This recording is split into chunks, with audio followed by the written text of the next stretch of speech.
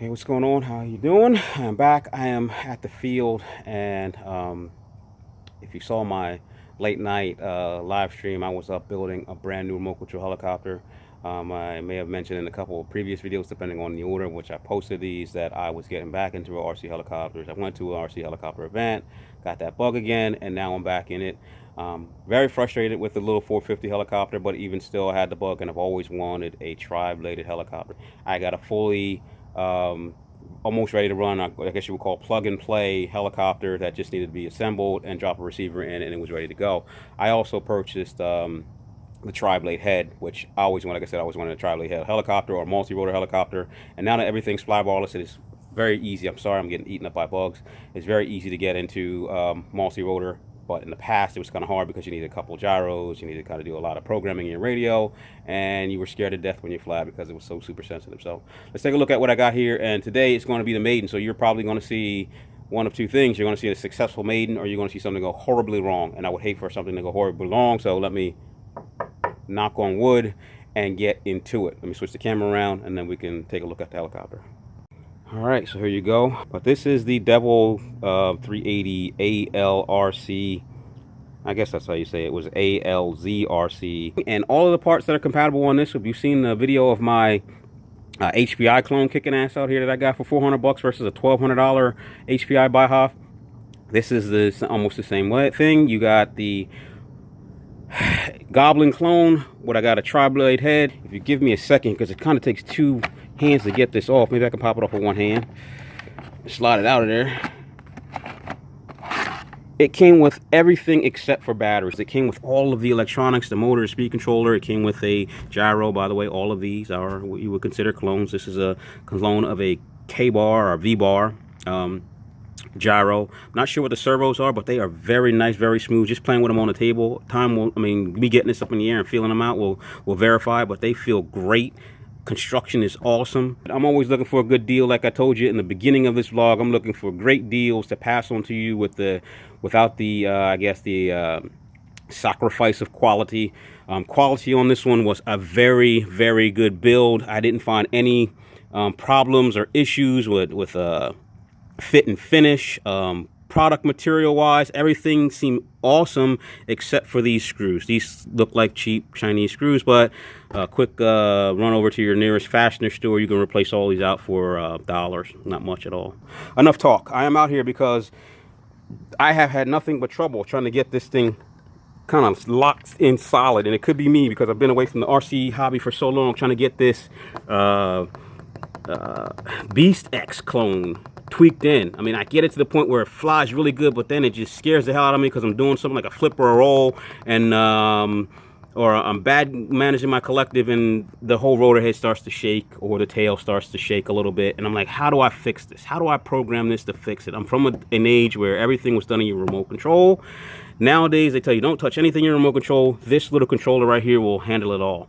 I think this one is easier to set up because it's got potentiometers and stuff that once I go through the initial setup, which is a bunch of lights and stuff like that, you don't need a computer to do it. You come out with a screwdriver and you can kind of adjust or tweak on it.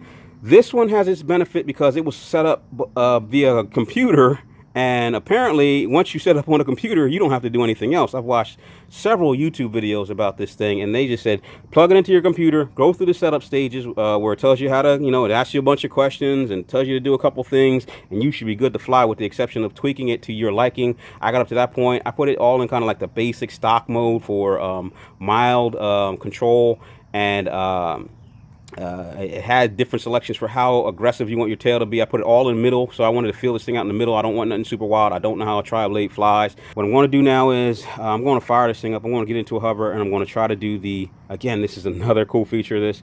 You aren't supposed to touch your trims on your remote control. You fire this thing up in what is called auto trim.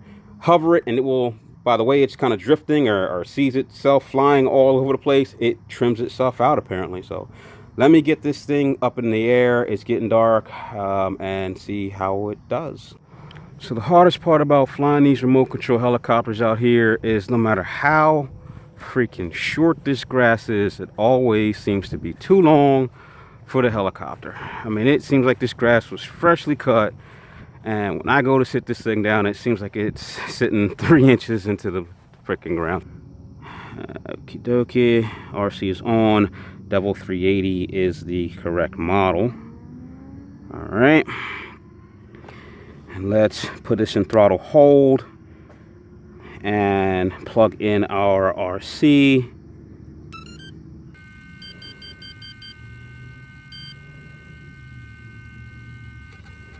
Double pump means that it has accepted that you were in auto trim mode. Let's do our pre-flight check. We see that the pitch is all the way up right now. That's good. Tail rudder is good. Okay, so I'm going to get it up in the air. I am going to put it in idle up 1, which I'm not sure what the head speed on is. And then I'm going to let it self-calibrate itself. What it should be doing is trying to find its center and keeping that center. I'm going to back up a little bit because I don't know what the hell this thing is going to do. All right, here we go.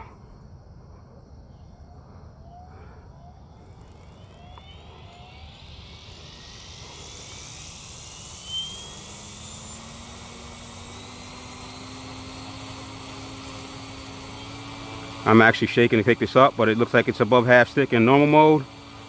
Let's get her up. Okay. And now since it's in auto trim, I'm going to put it in idle up 1, get up out of the ground effect. I'm going to put it up in idle up 1. And it said take your hands off the stick and let it do its own thing, so I'm going to do that.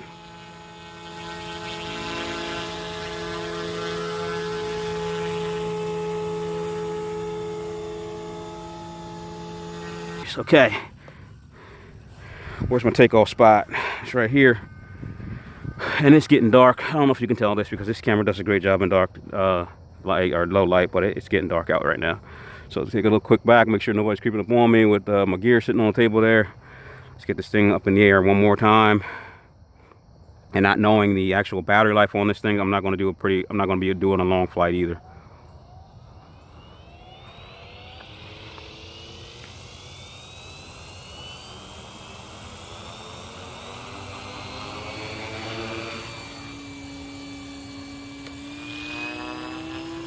Yeah, auto trim work. That thing is holding now. Look at that. My hands are off the sticks. Look at that. That's crazy. So I was in auto trim. It was doing some funky dance, but it seems like now that the auto trim is done, it is good. Let's see a pirouette, see if it holds its position. Oh, yeah, baby. There you go.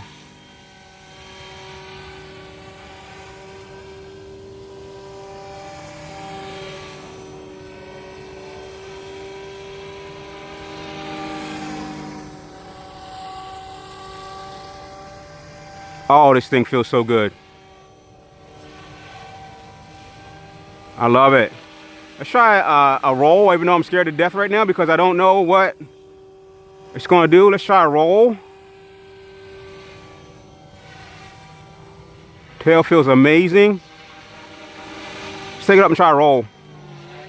Oh my goodness, that thing rolls. Let's try a flip. Oh, it flips on a dime. Oh, I'm in love. I am in love right now. But I'm also shaking like crazy because this is a very new helicopter build. I am second guessing whether or not I tightened up everything and tightened everything down. But I don't know if you can see this thing, but this thing is amazing. I'm going to be flying this for a while, bro. You didn't see that roll? Watch how easy this thing rolls.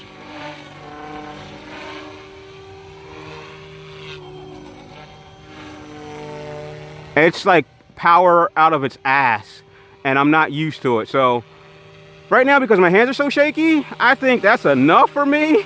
I want to get it knowing that I've only flown it for like 5 minutes and see what the battery life is like, see the battery temperature, see if they're puffing or anything, and definitely come back out here and try to get some time on this thing. Oh yeah, this thing is ready, bro. This thing is ready. Oh my goodness, this thing is ready.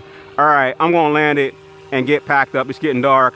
Hopefully you like my new helicopter here, and will stay tuned with me because I'm probably gonna be doing a lot more flying with the helicopter than I am the drone. Just gotta keep it honest, keep it real with the vlog. All right guys, I'll talk to you later. Let me get this thing down on the ground. Woo. Kind of dropped it too soon. I wanted to bring it. I wanted to click it. I wanted to click it into. Idle up before I put it down on the ground, and it was still in. Well, I wanted to click it into normal mode before I put it on the ground. It was still in idle up, and it had all that power and just punched itself to the ground.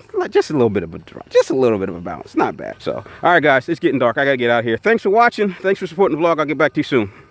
Bye.